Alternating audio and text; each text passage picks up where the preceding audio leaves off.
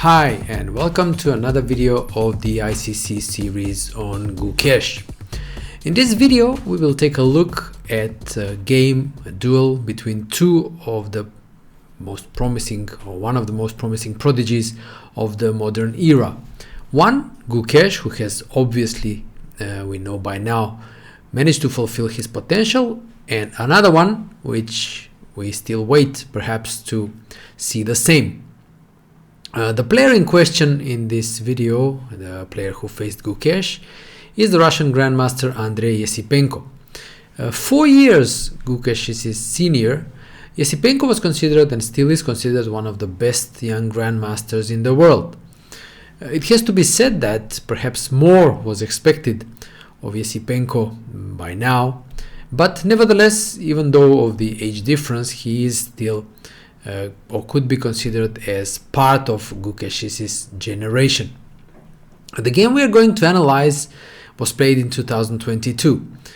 This year was Gukesh's, you could say, breakthrough year, because in that year he played the Chennai Olympiad, where he led his team to a medal, and it was a year where he, we could say, established himself firmly in the elite of world chess. In that year, he also broke the 2700 rating barrier, and he played many great games.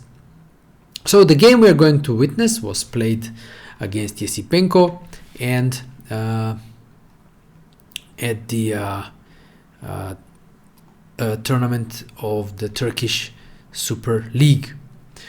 So Esipenko playing white and Gukesh with black. So d4, knight f6, c4, e6, knight f3, d5, and now g3 by Esipenko, the Catalan opening.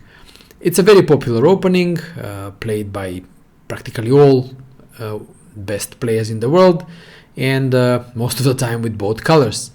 We know that Gukesh also plays it with the white pieces, but in this game he had to face one of his favorite openings with the black pieces.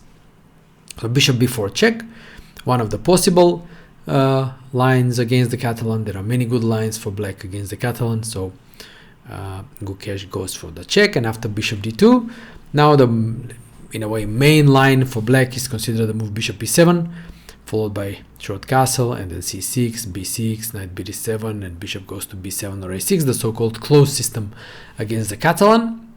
Gukesh has played it himself many times, but in this game he went for the move a5. It's kind of a flexible move because it leaves black various development possibilities later on. It's a useful move also. It grabs some space on the queen side, apart from obviously defending the bishop on b4. So bishop g2, castles, and now a curious move by Esipenko, the move queen c1. The usual moves are castling or queen c2, but after queen c1 we will see a bit later on what the idea is. Here I can only hint at it by saying that the importance is in the control over the g5 square. We will see how this works out a bit later for white.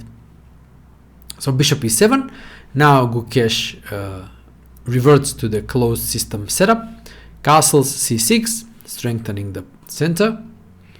Establishing this very strong pawn formation in the center, which renders the Catalan bishop on g2 a bit more passive, but this is not forever, and we will see in some lines how white can successfully open the center with the move e4.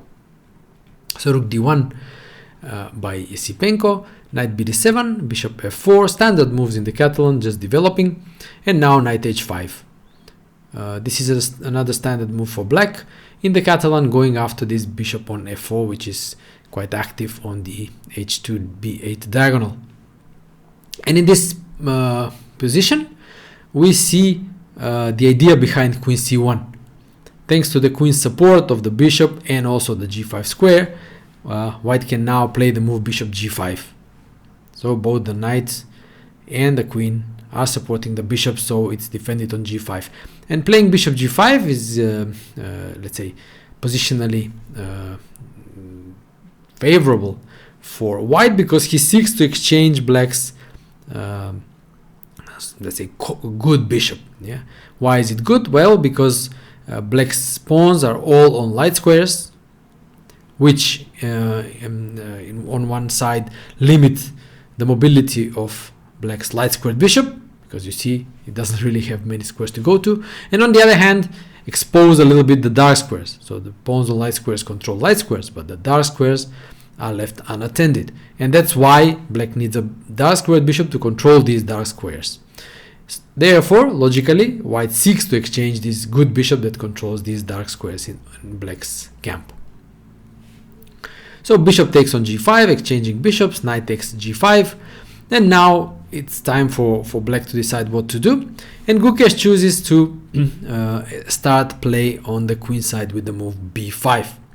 Now, to illustrate that things are, even though the position may look like close position, slow position, things can very quickly get sharp. A sample line is that had Gukesh gone for the move b6, for example, instead of b5, to show you a subtlety that it's well hidden in the position, then white can go c takes d5, c takes d5, and open the center with e4. And now we see that that bishop on g2 can actually be activated quite quickly. And the tactical justification here is that after h6, attacking the knight, and now the knight, if it goes back to f3, black can win this pawn on e4, but white has the move e takes d5, opening the long diagonal, and after h takes g5, taking the knight, d takes e6, with a double attack on the rook on a8 and the knight on d7. And now, knowing this, now you can understand why actually Gukesh did not play b6, but he played b5, because as comparison with the pawn on b5, the knight had access to the b6 square, escaping the attack on d7 and at the same time defending the rook on a8. So you see, this is a very good illustration of how you could say deeply these players calculate their lines and how they use the method of comparison when choosing their moves. Now, going back, there was a simpler solution for black. In fact, he could have gone simply h6, attacking the knight on g5, and after knight f3, simply dropping back the knight back to f6 from h5 with a playable position, obviously very solid. Then he will take care of the development of the bishop, maybe b6 or b5, then bishop a6 and so forth, with a complex middle game ahead. But Gukesh left the knight on h5 and played b5 immediately, attacking the pawn on c4. And now white decided to close the center with c5. To repeat again the justification, now in case of c takes d5, c takes d5, e4, h6, attacking the knight, e takes d5, h takes g5, d takes e6, and knight b6. This is the point of having the pawn on b5. The knight escapes the attack and defends the rook, resulting in a very unclear and messy position, playable for both sides, but obviously not worse for black. So Esipenko decides to close the center with c5, and now Gukesh plays a move that can be characterized as imprecise and one that gives the initiative to white. He played the move queen e7. It looks like just a natural move. It covers this pawn on e6, so f6 maybe can be played to chase away that knight, or f5 to grab some space. But in fact, this allows white to advance in the center and take over the initiative. It was safer to go h6, attack that knight, get rid of it, knight f3, and now queen c7. Not to e7, but to c7. The point is that black controls the e5 square, so white cannot jump knight e5, and then the knight can drop back to f6 or maybe even f5, knight f6, again with pretty complex play. So now we enter the interesting phase of the game, where after the opening, Gukesh commits this inaccuracy at queen e7, and after e4, Esipenko takes over the initiative. The reason I've chosen this game is that it shows us how, in spite of ending up in an unpleasant position, Gukesh is actually a very fierce fighter and a defender, and how he, first of all, defends very nicely. You will later see that he also shows some knowledge of, let's say, recent history by implementing a defensive plan that has been used before. And second, how he needs only one chance, one inaccuracy by his opponent to immediately take over the initiative and turn the table. So it's a fantastic and I would even say ferocious counter attack, immediately turning the table and swiping the opponent off the board. But let's not jump ahead of ourselves. Yeah. So e4, and now Gukesh goes for bishop a6. Now in case of h6, white can simply go knight h3, and the expansion in the center still stays. Yeah. There is also an alternative. Let's say knight f3, d takes e4, knight e5. Yeah, attacking the pawn on c6, the pawn on e4, and after knight takes e5, d takes e5, the pawn on e4 is hanging, and after f5, rook d6, this is a really ugly position for black. The pawn on c6 is hanging, the knight on h5 is out of the game, and the position is really difficult.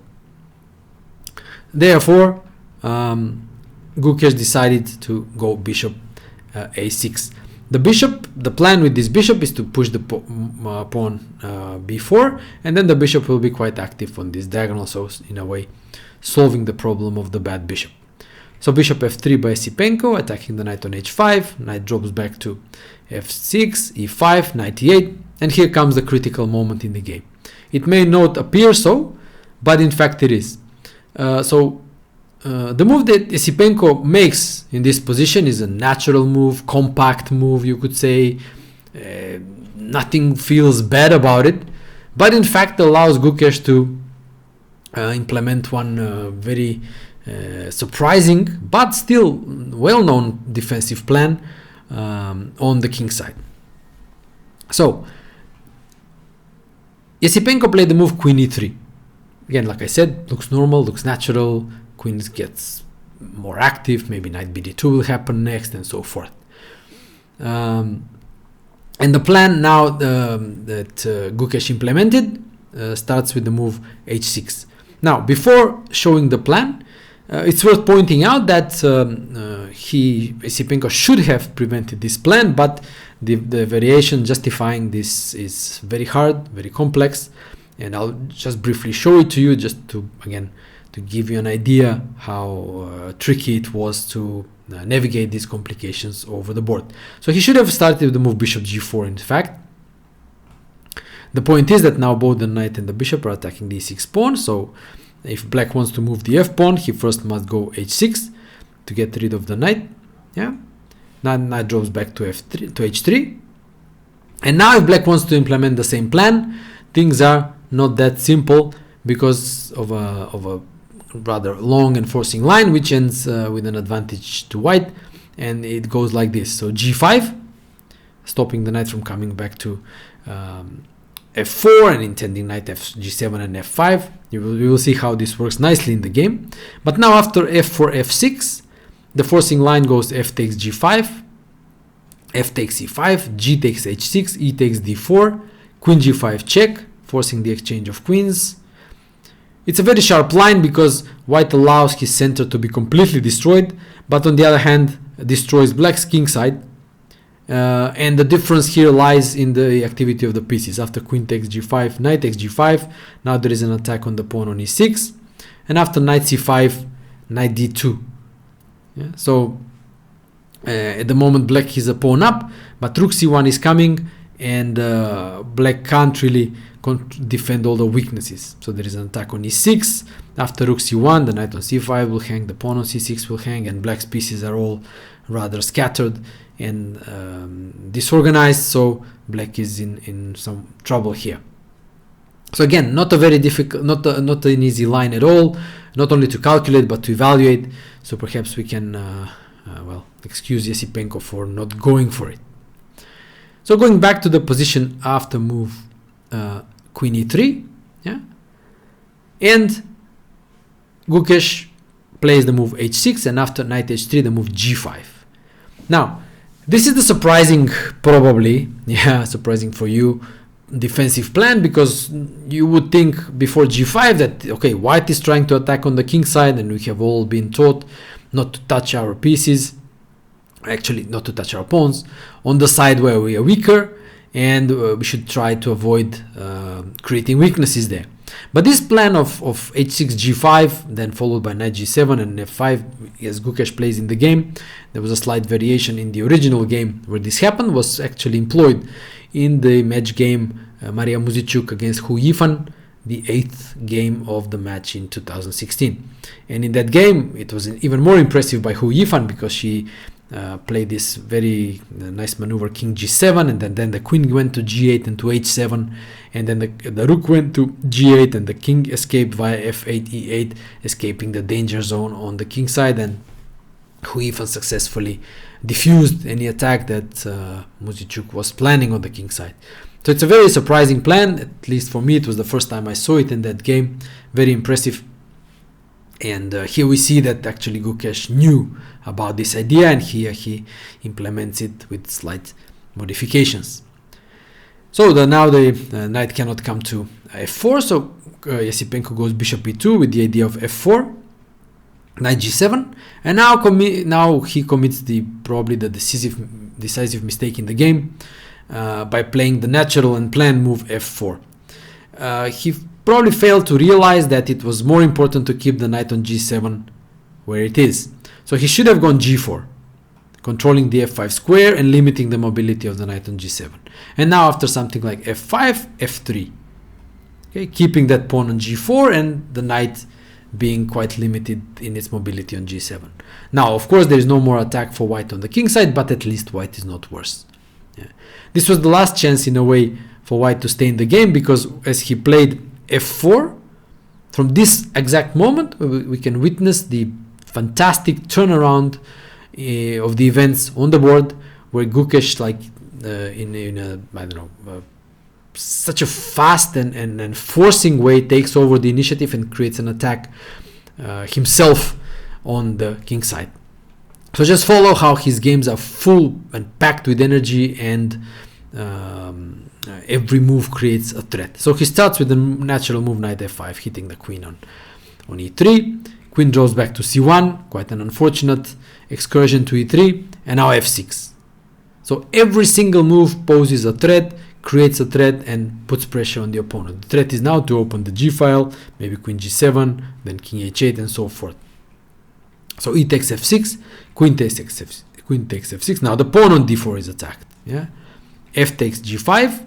It appears that, okay, maybe white has tricked black because this pawn cannot be taken, because the queen also attacks g5 and the knight also attacks g5, but maybe, I can't say for sure, Esipenko means that knight d4 actually is possible. It's a very pretty tactic based on the fork knight e2. So white doesn't have time to take the queen, because knight e2 check gives a check and picks up the queen, and black ends up with the material advantage. So the bishop escapes, bishop g4, but knight f3 check now. So it doesn't give respite with a single move. Takes on f3, queen takes f3. G takes h6, threatening queen g5 and maybe queen g7 mate. So rook f5 stops queen g5. Yeah. And look how things have transformed. Now it is black who is doing all the attacking on the king side.